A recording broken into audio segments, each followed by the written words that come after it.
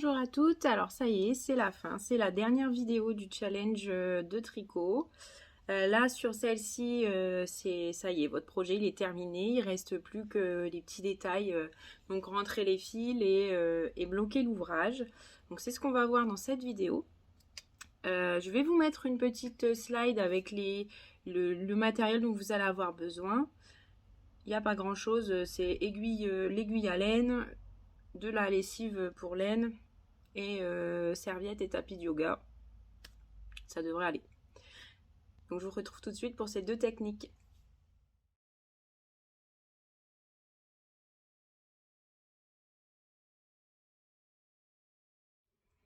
Alors pour rentrer les fils de votre ouvrage, déjà la première chose à faire c'est de retourner votre pull, parce que regardez comme ça il n'y a rien, hein, tout va bien, mais par contre tout va se trouver sur l'envers du pull. Donc on le retourne et c'est là qu'on va voir apparaître tous les fils qui sont à rentrer. Hop. Donc vous prenez votre aiguille à laine. Donc là, la mienne, elle est un peu fine parce que je ne retrouve pas la grosse, mais sinon, vous pouvez utiliser une un peu plus grosse si vous avez une laine un peu plus épaisse. Pour rentrer vos fils, vous avez besoin de 10 cm maximum. Ça ne sert à rien d'avoir davantage. Ça va plus vous gêner qu'autre chose. Donc là, par exemple, ici, on va rentrer celui-ci. Pas de souci, il a une taille correcte. Celui-ci aussi. Et celui-là, il est vraiment long. Donc celui-là, on va le couper. Voilà. On va faire ça sur tous nos fils un peu trop longs. Parfois, on a pris un peu plus de marge ou autre. Coupez quand même pas trop court, parce que sinon, vous allez vous retrouver embêté. Mais en tout cas, vous pouvez couper, je vous dis, 10 cm, c'est bien. Et ensuite, je vais vous montrer. Donc, on enfile notre aiguille.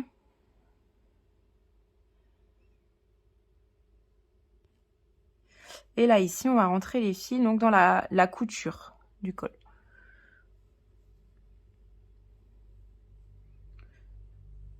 Donc, la couture et voir la couture de la manche. Donc, ici, je passe pour rejoindre ma couture de manche. Et ensuite, vous allez voir la petite chaînette qui correspond ici à votre couture, d'accord?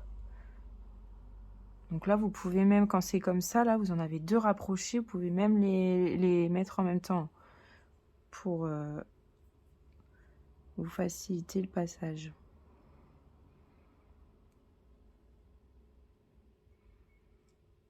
Hop. Et ensuite, on va le passer donc dans la chaînette de couture. Donc ici, on prend le premier point et on va venir le passer dedans et faire la même chose à chaque sur à peu près. Enfin, de toute façon, c'est pas compliqué, hein. On essaye d'aller au moins jusqu'ici, jusqu'à l'aiguille. Donc ça fait encore à peu près 10 points.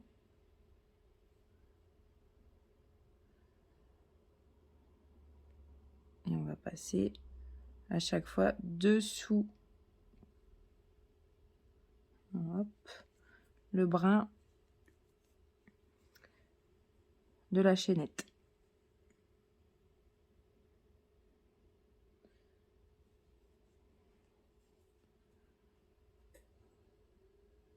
Le but, c'est que vos fils soient invisibles, mais en même temps que vous n'ayez pas un ouvrage qui se défait.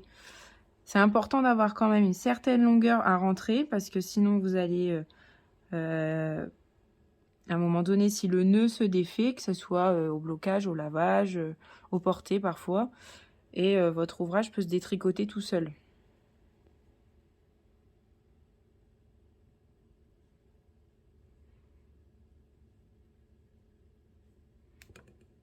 J'ai pris un brin de temps.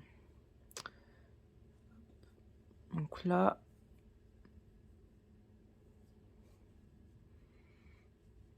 Pour moi ici, ça sera pas mal.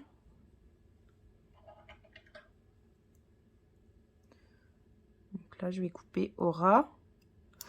Pas trop, mais assez quand même. Voilà, par contre.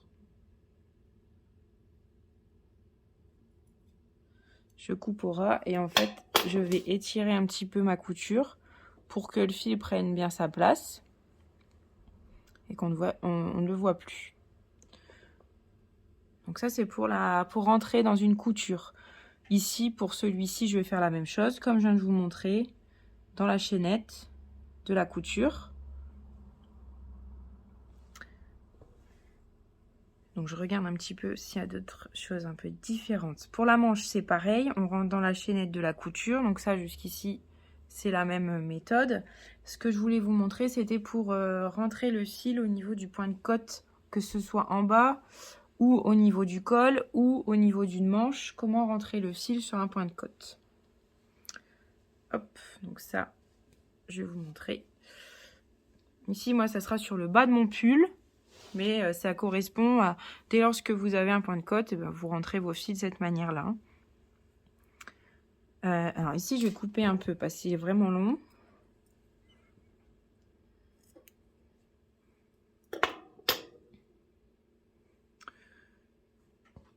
Voilà, alors faites toujours un nœud, je ne l'ai pas précisé, mais faites toujours un nœud avant de rentrer vos fils, évidemment. Là, moi, ici, ils étaient déjà faits, c'est pour ça que j'ai oublié d'ailleurs de vous le dire. Mais vous faites toujours un petit nœud pour être sûr que ça ne s'en aille pas. Donc là, ici, par exemple, je pense qu'il va falloir que j'en fasse un. Donc, je viens chercher dans le brin. Comme ça, je passe mon fil et je ferme mon nœud. Voilà. Vous pouvez faire double nœud. Comme ça, au moins, vous êtes sûr que ça ne bouge pas. Et ensuite, donc là, on est sur l'envers. Hein. Prenez toujours, rentrez vos fils toujours sur l'envers de votre ouvrage. Et ici, donc je vais, pareil, et je vais prendre en fait la petite chaînette, la petite tresse qui est formée par un point de côte, par un des points du point de côte, sur l'endroit de la maille en fait. Donc là, on est sur l'endroit, on a les petits V, et on va venir rentrer notre fil ici, jusqu'en haut de mon point de côte. J'ai suffisamment de fil normalement. Voilà. Et ensuite, je vais faire la même chose de l'autre côté. Donc là, mon fil il est rentré ici. Je vais rentrer aussi de l'autre côté. Donc, hop. J'ai toujours ce petit système de rotation en fait pour venir chercher le brin de la même façon. Hop. Et voilà.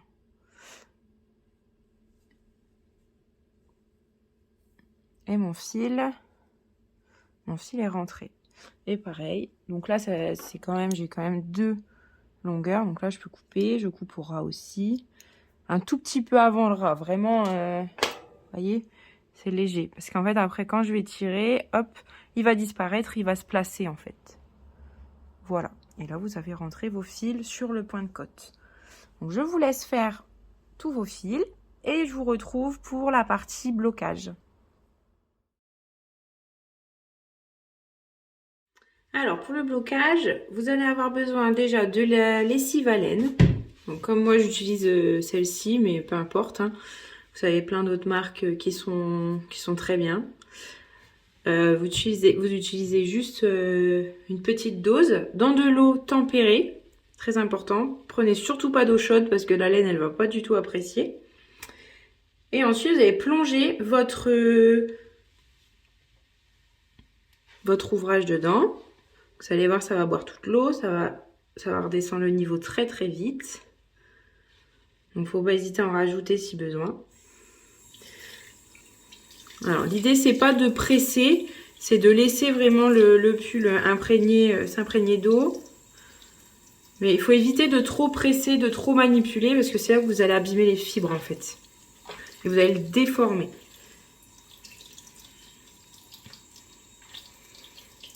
Vous voyez, ça prend déjà... quand ça prend l'eau, déjà, c'est lourd, c'est différent. Hein. On va laisser s'imprégner. Il n'y a plus rien.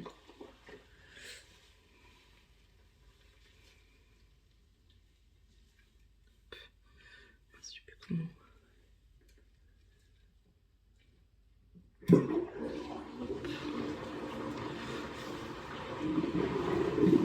Là, il est plein de savon. Et là, je referme et on va mettre de l'eau. Alors pareil, hein, toujours à la même température. On va mettre de l'eau claire.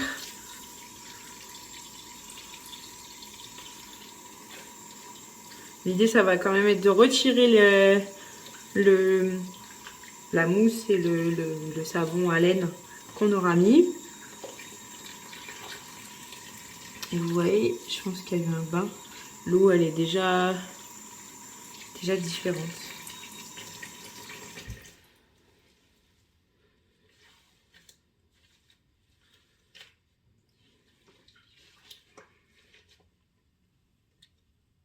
Pendant ce temps-là, vous allez prendre une serviette de bain suffisamment grande. D'accord? Je vais l'installer, je vous montre après. Hein.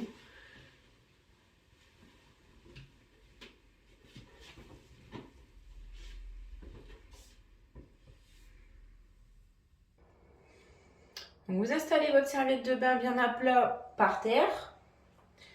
Comme ça, vous allez pouvoir disposer votre ouvrage dedans. On va passer à l'essorage. Donc on va retirer l'eau. On va le rincer.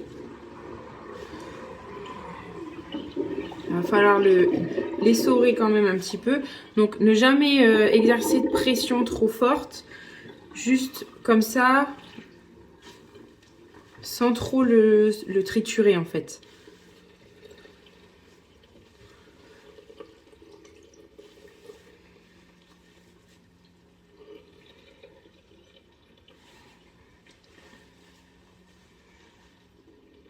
Une fois qu'il est bien rincé, on va retirer tout l'excédent d'eau.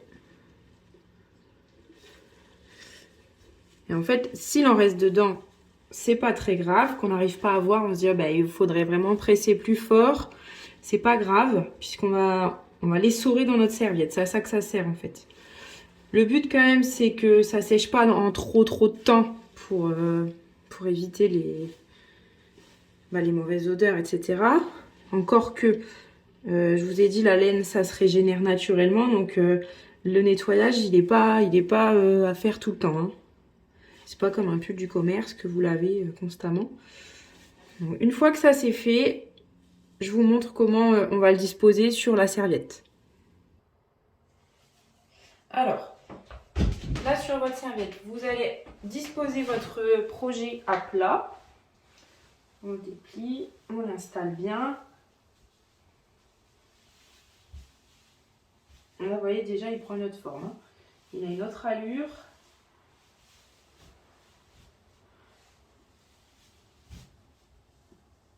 Vous le mettez bien à plat.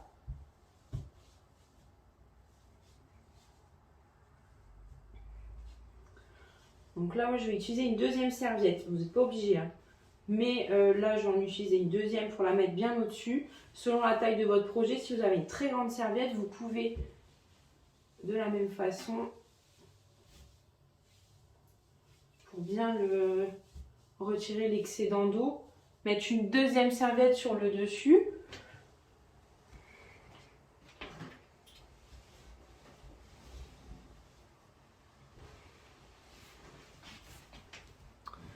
Hop. Et ensuite, on va faire un pliage. On va plier le tout en plusieurs fois. Il faut exercer la pression à chaque fois. Ça retire l'eau, de toute façon on le voit, c'est instantané.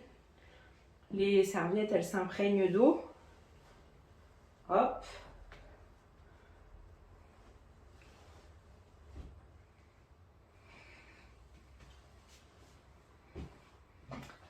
Hop. Et n'hésitez pas à plier. Du moment que vous essorez pas, on plie. Vous pouvez soit marcher dessus, vous mettre à genoux, vous asseoir, enfin, tout ce qui est bien pour bien compresser. Et ensuite, je vous retrouve sur le tapis pour vous montrer comment faire. Donc j'installe un tapis, là c'est un tapis de yoga à 3 € qui fait très bien le travail. Ça peut être un tapis de blocage, ça peut être peu importe. Du moment que c'est un tapis en mousse qui vous permet de bloquer vos petites épingles dedans, vous êtes tranquille. Il vous faut les petites épingles ici pour pouvoir fixer le pull. Et donc là, on passe à la dernière étape.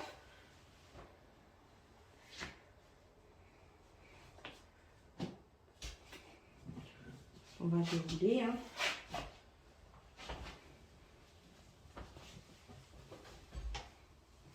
Et en fait, on va transférer notre pull sur notre tapis.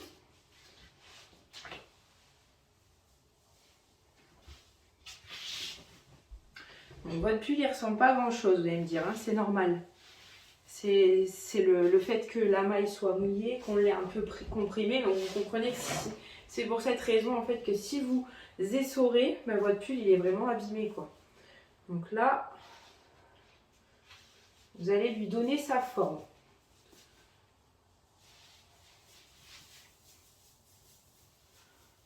N'hésitez pas à le manipuler comme ça pour lui donner la forme que vous voulez. Voilà. On va le placer sur notre tapis.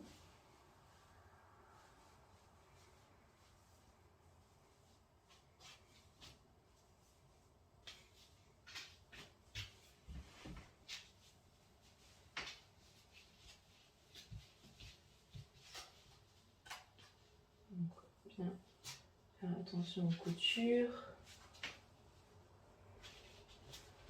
Voilà.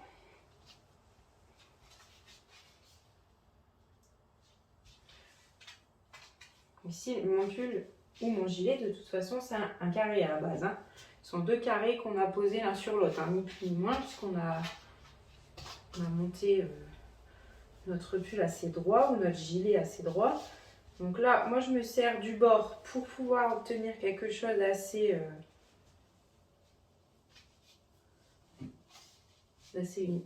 droit, assez uniforme.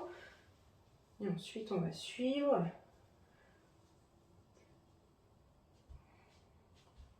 Hop. On va pas trop les prendre. Par contre, on ne l'étire pas trop sur la largeur. C'est un pull qui est déjà assez ample, assez loose. Par contre, on va lui donner la forme au niveau du col aussi pour que ce soit harmonieux.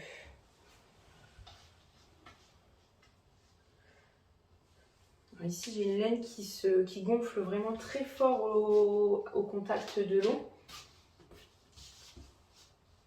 C'est pour ça que ça a vraiment distendu le projet. Voilà. Et au niveau des manches, on fait la même chose. Une fois que ça c'est fait, vous prenez vos mesures.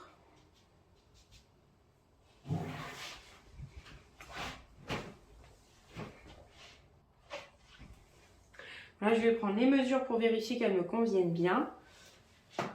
Hop. Mon pull, il fait 50 de haut, d'épaule jusqu'au bas. Donc, je vais pouvoir épingler le projet. Donc, c'est tout simple. En fait, on passe bien entre les mailles pour éviter d'abîmer la laine. Et on vient piquer. Et on va faire ça sur tous les bords du projet.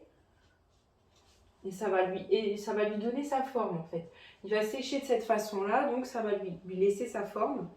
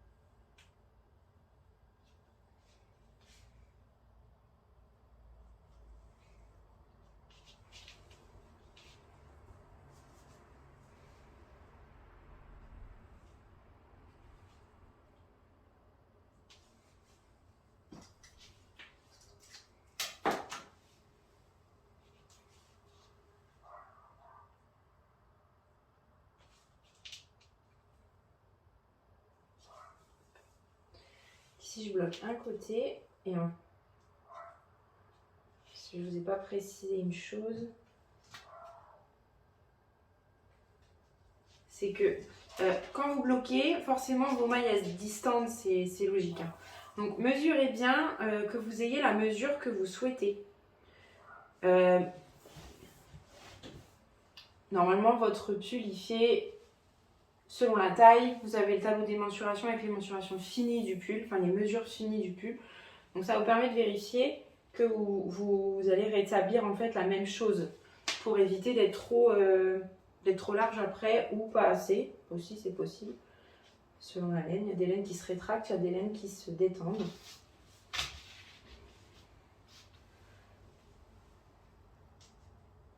Donc prenez bien vos mesures au niveau de la largeur. Prenez bien les mesures au niveau de la hauteur avant de bloquer votre ouvrage.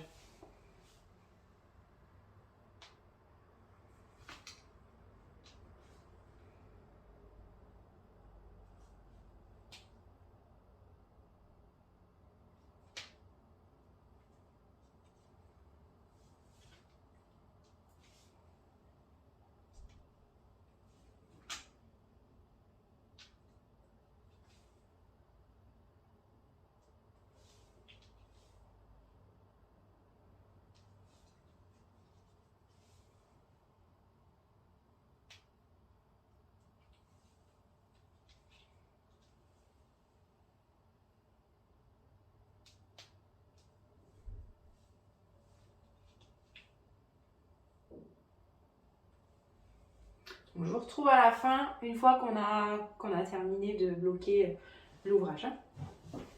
Ça y est, notre challenge touche à sa fin. J'espère que vous avez pris plaisir à tricoter ce pull ou ce gilet avec moi et que vous êtes fiers de ce que vous avez pu réaliser, vous allez être fiers de le porter. J'espère aussi que vous allez continuer le tricot pour celles qui ont commencé avec ce challenge. J'ai hâte de voir toutes vos réalisations. N'hésitez pas à partager sur les hashtags et mon compte Instagram que je vais vous mettre dans la prochaine slide. Et j'espère qu'on aura l'occasion de refaire un challenge comme celui-ci.